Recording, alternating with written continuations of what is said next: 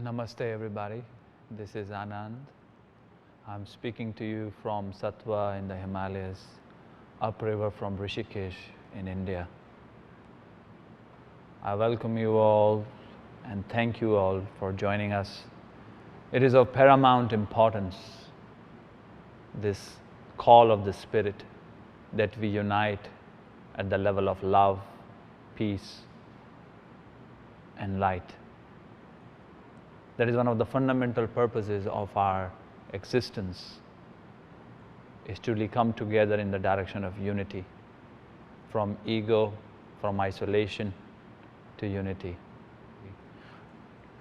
Together we can uplift the collective. Each and every one of us matter. So I invite you to let's center ourselves. Take a moment to close your eyes and just rest in this moment. Watch the breath and realize that as you watch the breath, how it naturally begins to slow down. Slow inhalation, slow exhalation, a natural, effortless presence arising as the breath slows down. Allow your awareness to rest in the present moment, not resisting anything, not clinging on to anything, not resisting any thought, not chasing any thought, just contentless awareness.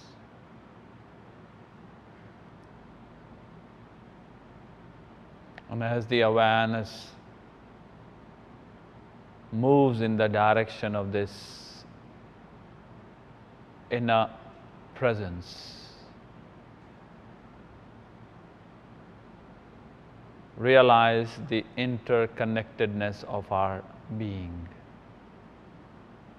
At the level of this silent presence, there is no boundaries, no isolated self. Realize that the isolated self only emerges within your own awareness at a certain level of perception. As you dial in your perception, boundaries dissolve, and what emerges is the interconnected being.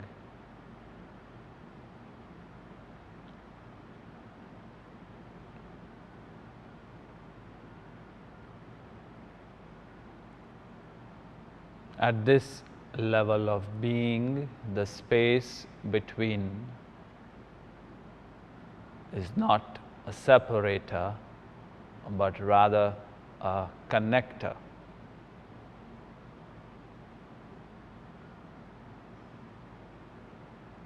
So I invite you to be aware of this and allow the experience of this interconnectedness of being arise within your own individual awareness.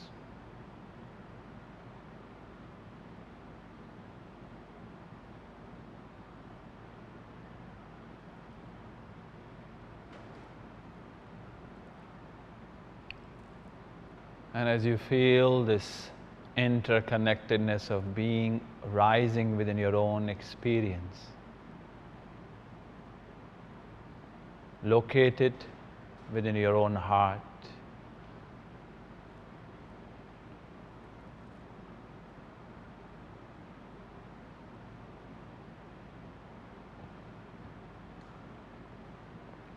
And while being aware of this and holding this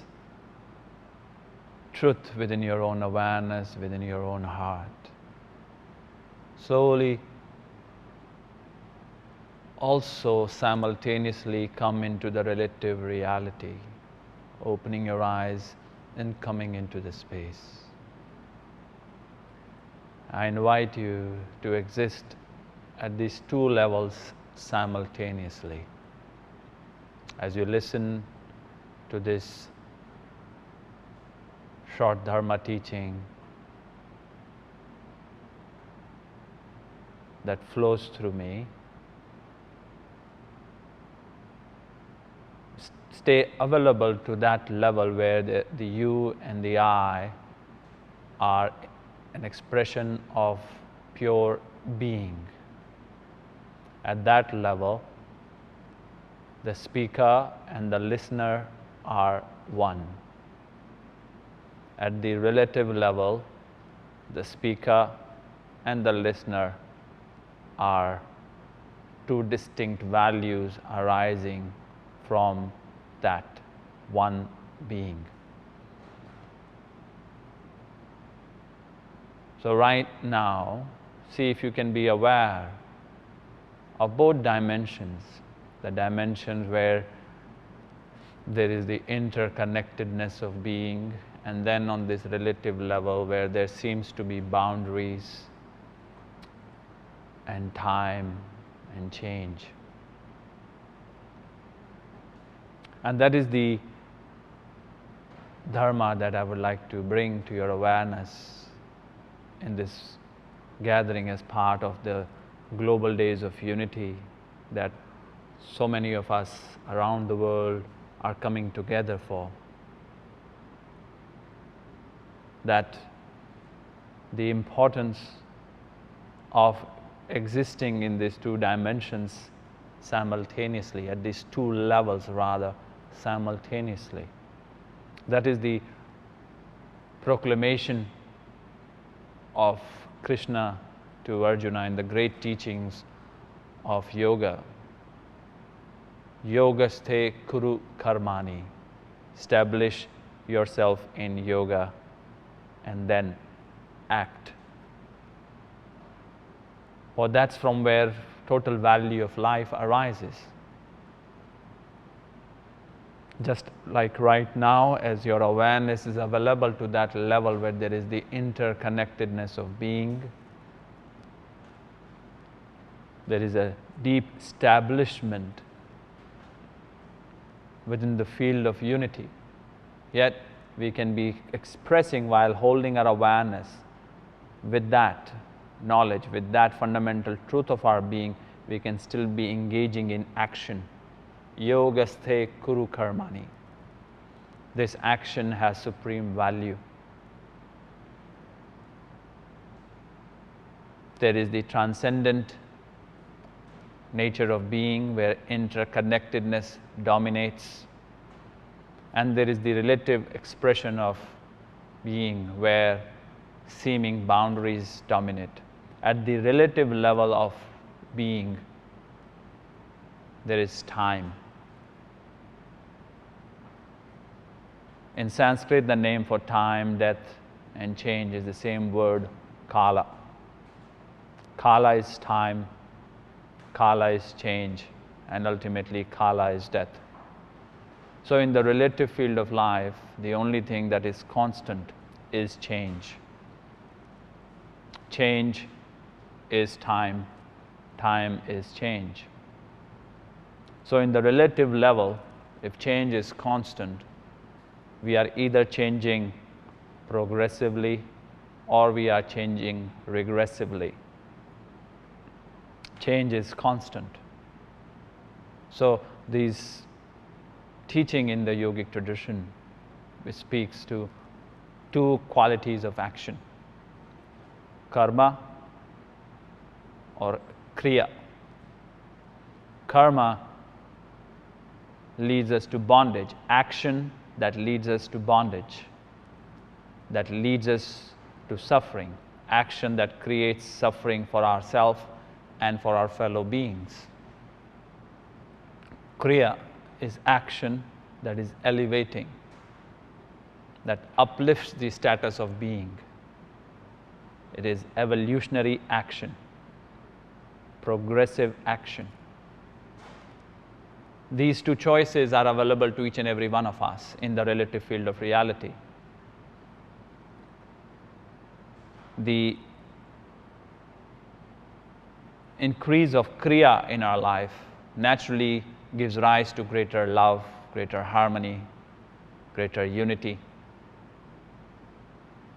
The increase of karma in our life, self-destructive action, self-destructive behavior, action based on isolated identity, action based on fear, action based on self-hatred, leads us to greater and greater suffering. The ego mind, which is engaged in the whirlpool of karma, gets addicted to suffering. And we see that playing out in our world. Individuals, societies, cultures, busy creating suffering for themselves and their fellow beings. So it is of paramount importance that we start to engage in time in a Kriya manner. Evolutionary action. We have to realize that each and every one of us, on the relative level of reality, is an expression of that infinite value, the pure being.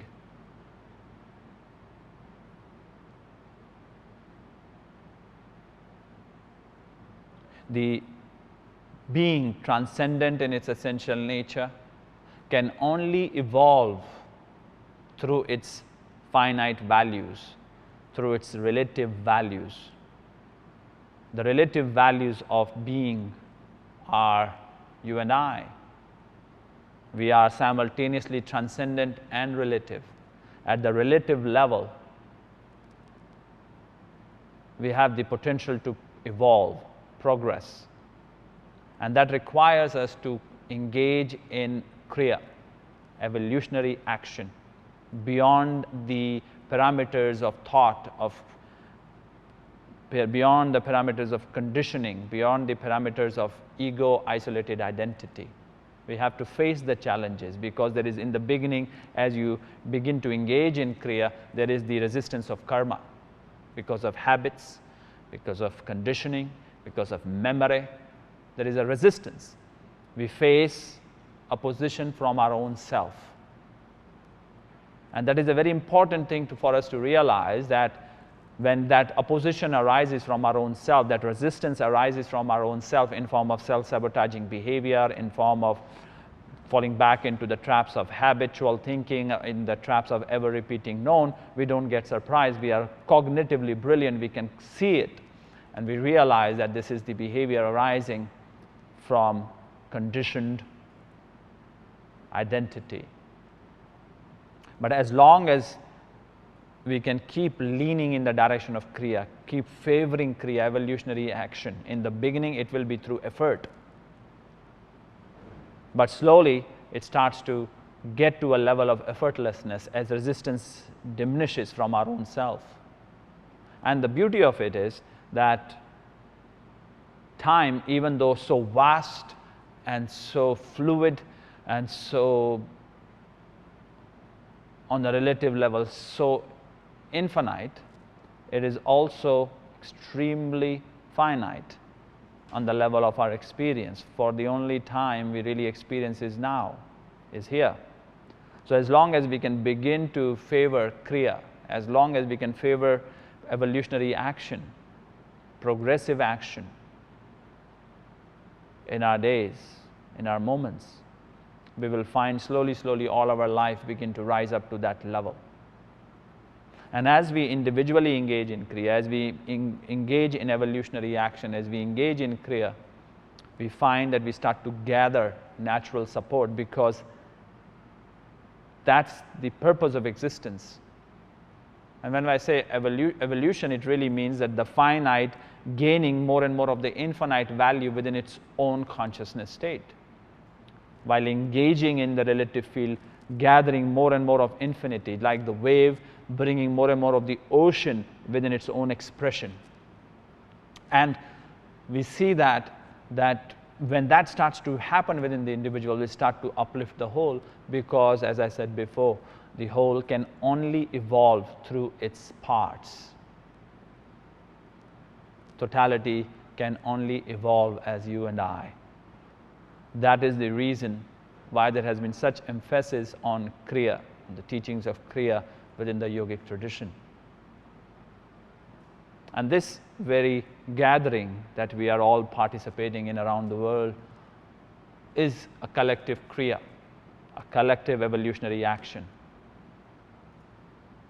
The spiritual action, this action dedicated to raising the consciousness, this action dedicated to coming together in love, peace, and harmony, is the most important action one can really take. This is the most important action that one can take.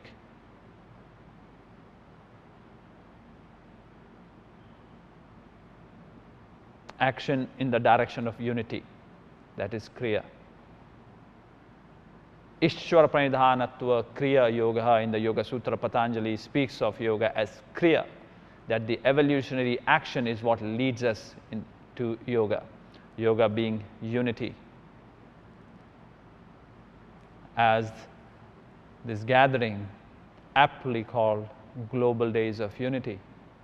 So as we all engage in this Kriya, as we begin to come together and really pour our heart with this shared intention of uplifting, and we can begin to absorb these teachings, we can begin to just lean in the direction of evolutionary action every day, leading from compassion, favoring kindness, favoring trust, favoring inner silence, favoring progressive behaviors, engaging in a loving light manner, we will begin to find that we start to uplift. Our life starts to rise up to that level, our collective starts to rise up to that level. And the beautiful thing about it is that as the individual engages in Kriya, an evolutionary action, that individual wave, as it engages in this progressive behavior, progressive action, it starts to gather more and more of the ocean within itself. It starts to gather more and more of the infinity within itself. Your influence begins to increase. As you develop more and more staying power, consistency in the path of progression, in the path of evolution, in the path of dharma, in the path of unity, your influence on the field naturally starts to increase. Just as the wave can begin to gather so much of the ocean within itself and rise up to staggering heights, so the individual, for the nature of individual, Atman is Brahman. Your fundamental nature is cosmic. And that's what Kriya ultimately leads us to. Infinity, unity, love, peace. These are not just certain moods. These are consciousness states. When we are speaking about coming together in unity, coming together in love, coming together in peace, we are not just speaking of getting into a certain mood on the level of thought or feeling. We are speaking to getting into that level of consciousness state, which is subtler than thought, subtler than the structure of ego identity. And that is what gatherings like this, as we come together in this form of Kriya, with the shared intention of evolution, we start to make a phenomenal change. So I invite you, look at your life and realize that you exist at two levels simultaneously, grounded in being. Yoga, the state of yoga, yoga ste kuru karmani, engage in progressive action, realize that you matter, you are the force of evolution. At any moment you are either evolving or you are resisting the call to evolve. When we are evolving, we are in Kriya. When we are in Kriya, we thrive. When we are resisting the call to change progressively, we suffer. And we create suffering for ourselves and for our fellow beings. Remember, in relative reality, change is the law of nature. You are either changing progressively or you are changing regressively. Change we must, all of us. As long as we exist, as long as someone exists, there is something to learn. In the relative field of reality, there is always infinity to be gained. So join us and let us continue this journey in the direction of unity. Being united at the level of transcendent being, expressing unity at the level of relative reality. Let us come together on both levels of being, relative and the transcendent.